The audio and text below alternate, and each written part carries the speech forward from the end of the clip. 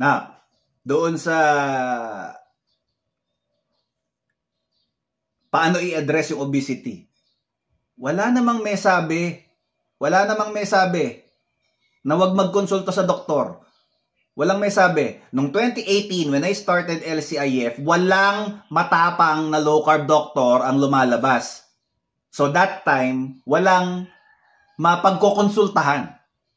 Walang mapagkokonsultahan noong 2018 na doktor kasi walang may bayad na doktor, na low-carb doctor noong time na yon.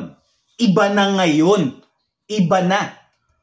Marami ng low-carb Filipino medical doctors na nag-i-exist ngayon. Naglitawan na sila.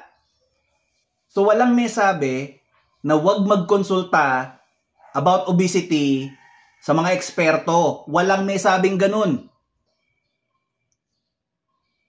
Tulog pa yata to sa 2018. Noong 2018, wala talaga. Ngayon, marami na. 2024 na. Uy, gising.